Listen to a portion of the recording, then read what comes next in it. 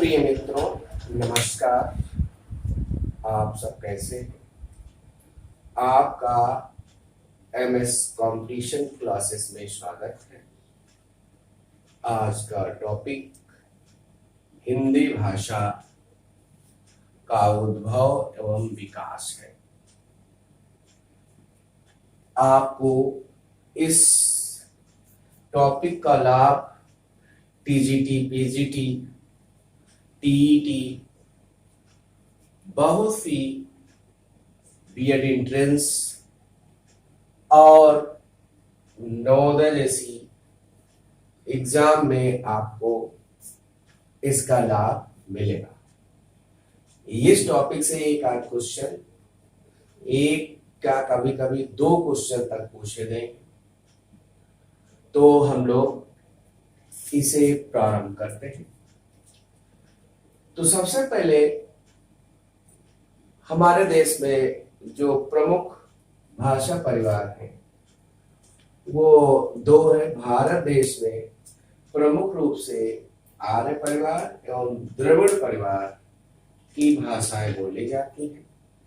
उत्तर भारत में आर्य परिवार की भाषा और दक्षिण भारत की द्रविड़ परिवार की भाषाएं हैं।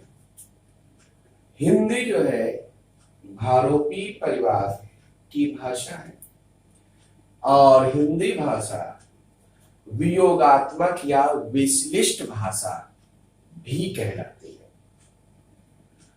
उत्तर भारत की आर्य भाषाओं में संस्कृत सबसे प्राचीन भाषा है। इस प्रकार ये आपको जो है इसकी भूमिका के रूप में थोड़ा सा बताया गया। अब हिंदी मुख्य टॉपिक, हमारा मुख्य बिंदु क्या है? हिंदी का विकास है। तो हिंदी का विकास क्रम कैसे हुआ? तो अपनी आर्य भाषाओं से जुड़ी हिंदी भाषा है और आर्य भाषाओं की सबसे प्राचीनतम भाषा जो है वो संस्कृत है। तो संस्कृत से कैसे वही हिंदी का विकास हुआ, हम लोग इसे क्रमशः या इस स्टेप बाय स्टेप कह सकते हैं, समझते हैं, जानते हैं।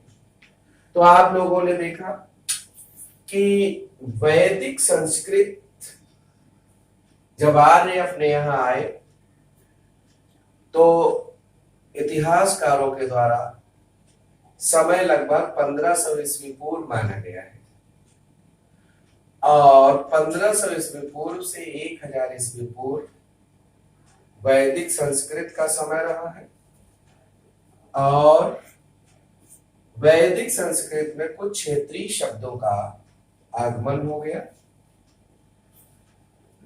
तब इसे लौकिक संस्कृत के नाम से जाना गया और इसका भाई समय देख लीजिए, 1000 ईस्वी पूर्व से 500 ईस्वी पूर्व है। फिर लौकिक संस्कृत के बाद पाली भाषा का विकास हुआ। पाली भाषा पूर्व से प्रथम ईस्वी या पहली शताब्दी तक रहा और पाली के बाद प्राकृत का क्रम आता है। प्राकृत पहली शताब्दी या प्रथम ईस्वी से 500 ईस्वी तक इसका वर्चस्व रहा। अपभ्रंश, प्राकृत के बाद अपभ्रंश का नंबर आया, क्रम आया और इसका समय 500 ईस्वी पूर्व से 1000 ईस्वी पूर्व विद्वानों के द्वारा माना गया। अब आप देख रहे हैं वैदिक संस्कृत में वेदों की रचना हुई। वेद हमारे प्राचीनतम रचनाओं के अंतर्गत आते हैं और ये बहुत ही सरल है, परंतु कभी कभी पूछ दिया जाता है वेद कितने हैं, तो सभी जानते हैं, नहीं जानते हैं तो जान लीजिए। 4 होते हैं, ऋग्वेद, सामवेद, यजुर्वेद और अथर्ववेद।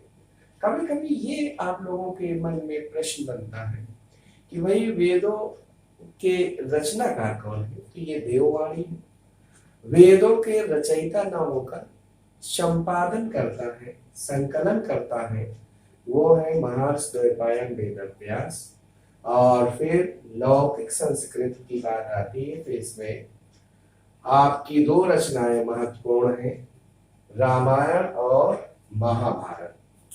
महाभारत का भाई पुराना या प्राचीन या प्रारंभिक नाम जय संहिता है। जय संहिता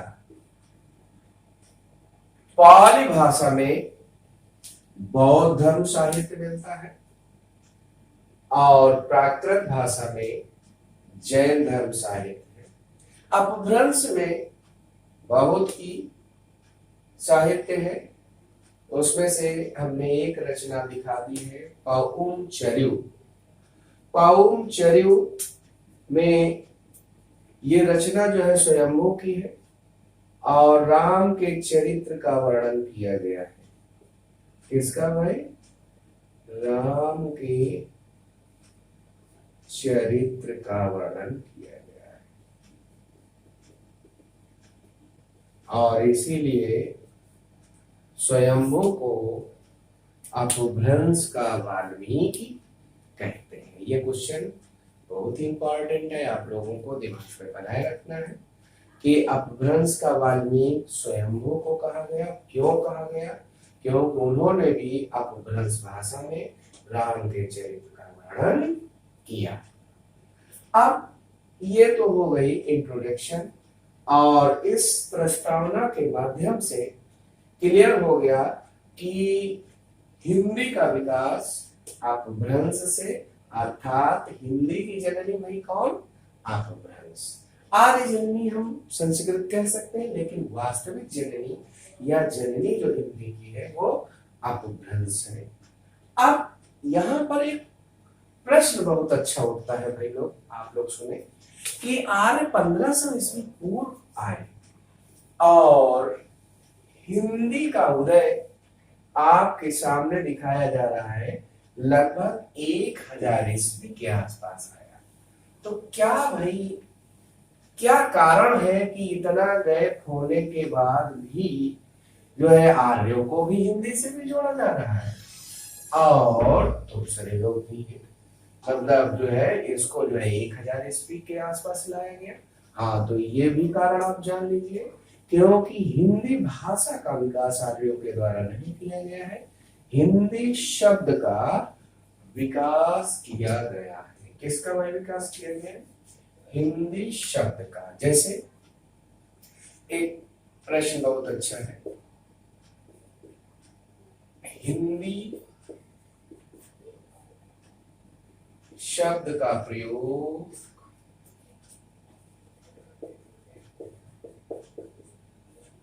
सबसे पहले किसने किया? किसने किया? इसका भाई उत्तर मिलेगा आर्यों ने। फिर दूसरा प्रश्न है, किसके लिए किया? किसके लिए किया? तो उत्तर निकल के आया निवासियों के लिए।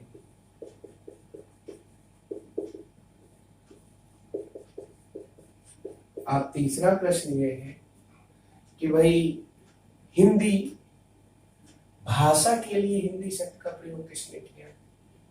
तो उत्तर है हिंदी भाषा के लिए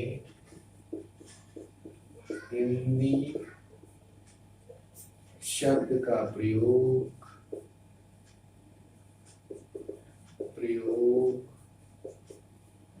अलबरूनी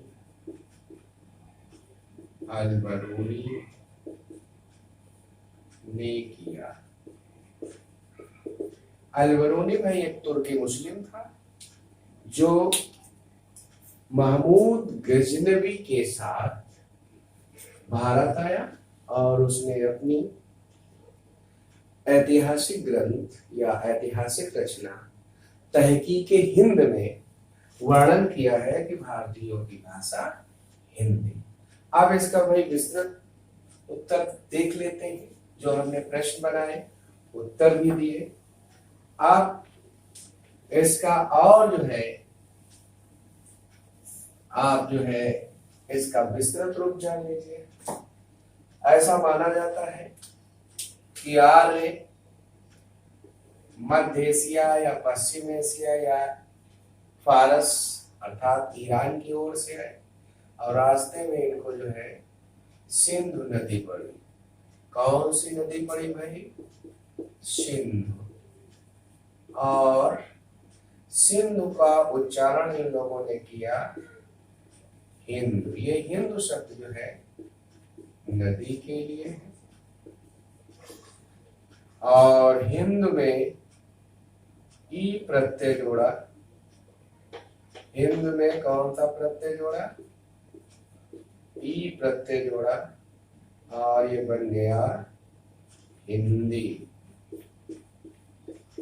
हिंदी शब्द आर्यों के द्वारा प्रयोग तो किया गया, लेकिन ये किसके लिए किया गया? जैसे ये नदी के किनारे कुछ बस्तियां रही होंगी और इन बस्तियों के लिए जो है इसका प्रयोग किया गया। ऐसे इसके बारे में विद्वानों के द्वारा कहा गया। तो इस प्रकार आप लोगों ने देख लिया कि आर्यों ने हिंदी शब्द का प्रयोग तो किया, परंतु वो भाषा के लिए ना होकर निवासियों के लिए किया। किसके लिए किया? निवासियों के लिए किया। और हिंदी शब्द का प्रयोग भाषा के लिए जो किया वो अल-बरूनी ने किया। अल-बरूनी एक तुर्की मुस्लिम था जो महमूद गजनवी के साथ भारत आया था। यह भी हमने बताया। अब इसी के साथ एक बड़ा ही मजेदार प्रश्न आप सुन लीजिए जो बहुत से लोगों को आश्चर्यचकित कर देता है। हिंदी शब्द भाई किस भाषा का है? हिंदी शब्द फारसी भाषा का है। फारसी भाषा का है। फारसी भाषा का है। अब ये तो आपको जानकारी दी ही गई। अब मुख्य बिंदु अपना फिर से सामने आपके रखा जा रहा है कि भाई अपभ्रंश से हिंदी का विकास कैसे हुआ। तो इसके लिए भी हम लोग जानते हैं कोई भी भाषा रातों रात विकसित नहीं हो जाती है, उसको विकास में समय लगता है और उसका अपना इतिहास होता है। तो देख लेते हैं हम लोग इसको भी। जैसे अपभ्रंश। अपभ्रंश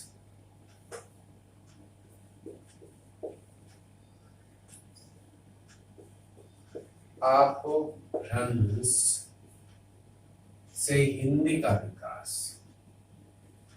से हिंदी। तो अब आप देखिए ये अपभ्रंश से हिंदी दिखा दिया। अपभ्रंश जैसे आज भारत के अधिकांश भागों में हिंदी बोली जाती है, लगभग 9 राज्य और 1 केंद्र शासित प्रदेश दिल्ली, और संख्या के आधार पर तो लगभग 50% आबादी हिंदी बोलती है। तो अपभ्रंश का भी अपने समय में बोलबाला रहा। तो वो जो बोलबाला रहा है हिंदी से जो जुड़ा हुआ है उसको हम लोग यहाँ पर देखेंगे। जैसे भाई आज हिंदी में राजस्थानी हिंदी, बिहारी हिंदी, पूर्वी हिंदी, ऐसे हम लोग इसको जो है वर्गीकृत करते हैं। ऐसे अपभ्रंश पर भी जो है क्षेत्रीय प्रभाव था। तो भाई हिंदी से जुड़े हुए जो क्षेत्रीय रूप है अपभ्रंश के, उनका वर्णन करने जा रहे हैं। जैसे आप लोगों ने देखा एक होता है शौर श्रेणी अपभ्रंश।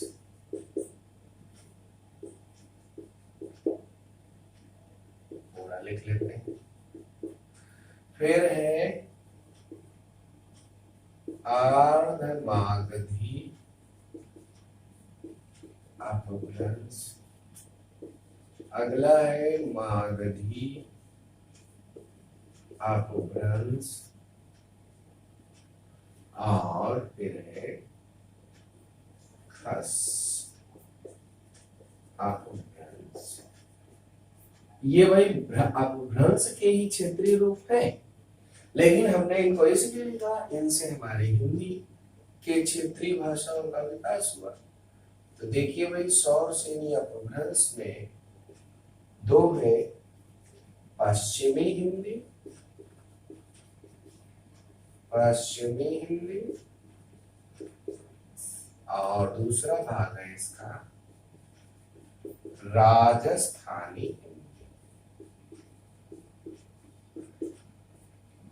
आर्य से जो हिंदी विकसित हुई उसका नाम है पूर्वी हिंदी, और मागधी अपभ्रंश से जो हिंदी विकसित हुई उसे हम लोग बोलते हैं बिहारी हिंदी।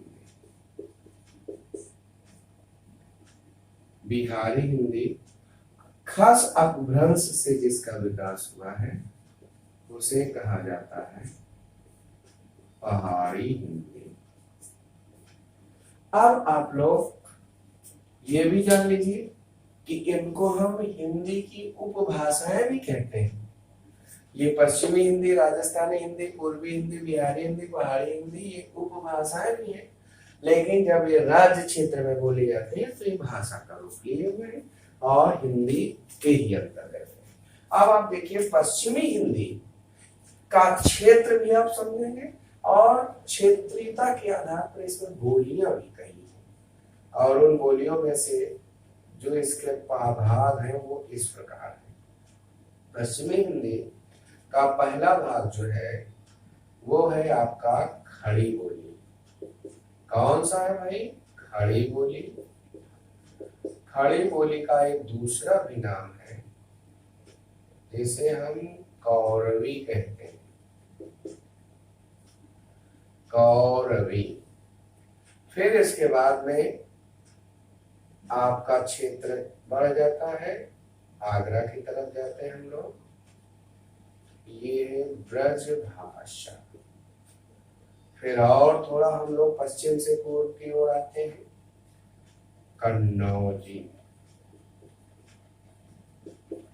अब हम लोग पश्चिम से कानपुर से झांसी की तरफ बढ़े तो बोली हमको मिली बुंदेली। ये वही सब पश्चिमी हिंदी के के अंतर्गत बोलियां हैं। और फिर अब दिल्ली का लगभग आधा भाग और हरियाणा का क्षेत्र, ये हरियाणवी या इसे बांगरू या इसे खाटू भी कहते हैं। राजस्थानी हिंदी के अंतर्गत चार बोलियां हैं, जैसे जयपुरी, फिर है मारवाड़ी, मेवाती और मालवी। इसमें जयपुरी को भाई ढूंढाड़ी ही कहा जाता है, मारवाड़ी को मेवाड़ी भी कहते हैं, और इस प्रकार ये इनके दो दो नाम बनते हैं। अब हम लोग फिर थोड़ा सा आगे बढ़ते हैं। ये मेवाती का नाम अहीरवाटी भी है, मेवाती का नाम अहीरवाटी भी है।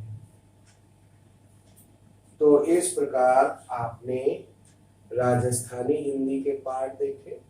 अब आते हैं हम लोग पूर्वी हिंदी के अंतर्गत। पूर्वी हिंदी के अंतर्गत भाई आपकी तीन बोलियां हैं। पहला है इसका भाग अवधी, दूसरा भाग इसका है बघेली, और तीसरा इसका भाग है छत्तीसगढ़ी। अब इसके बाद हम लोग बिहारी हिंदी के अंतर्गत जानेंगे कौन सी बोलियां हैं। भोजपुरी, मगही, मैथिली। फिर इसके बाद में भाई पहाड़ी के अंतर्गत मुख्यतः दो हैं बोलियां, कुमायूनी। अब हम लोग उत्तराखंड की ओर पहुंचे हैं, और दूसरी है गढ़वाली। कुमायूनी और गढ़वाली कुछ विद्वान वही नेपाली को जो है हिंदी के अंतर्गत मान लेते हैं, और कुछ विद्वान इसे मानने को तैयार नहीं है। तो आप इसमें जो है नोट में क्या हो जाएगा, बोलियों की संख्या हिंदी के अंतर्गत कितनी है, 17 बोलियां, 17 बोलियां है। लेकिन टीईटी के एग्जाम में ये क्वेश्चन आ चुका है, उसमें 17 विकल्प ही नहीं था, 18, 19, 20, 22 इस प्रकार के विकल्प थे।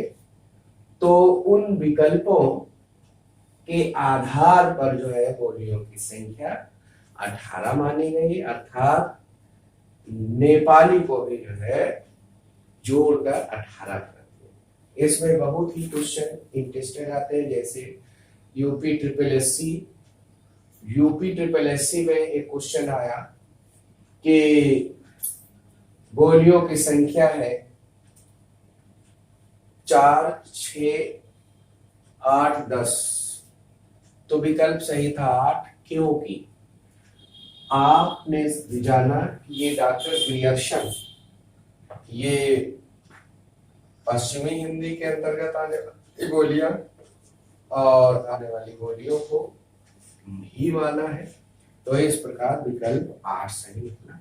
फिर देखिए यूपी ट्रिपल एससी में एक क्वेश्चन फिर पूछा गया कि इलाहाबाद जिले की बोली कौन सी है, तो अवधी है। तो भाई ये जो आपका क्षेत्रीय रूप इसका जो है कि खड़ी बोली कहाँ कहाँ किन किन जिलों में बोली जाती है, ब्रज भाषा किन किन जिलों में बोली जाती है, कन्नौजी किन किन जिलों में बोली जाती है, बुंदेली और हरियाणवी कहाँ कहाँ बोली जाती है, ये सब आपको अगले वीडियो में विस्तृत रूप से जानकारी दी जाएगी। और इसमें जो है आज बस इतना ही, शेष अगले सेकेंड पार्ट में आपको मिलेगा पढ़ने को। अब आपसे एक गुजारिश है, वीडियो अच्छा लगता है सब्सक्राइब करिए, और भाई आप लोगों का सब्सक्राइब भी हमारी जो है क्या है उत्सुकता है। कमेंट भी करिए, कमेंट चाहे पॉजिटिव हो चाहे नेगेटिव हो, आपके कमेंट से हमारे अंदर सुधार आता है, इसलिए हम उसको हमेशा पॉजिटिव ही लेते हैं। धन्यवाद।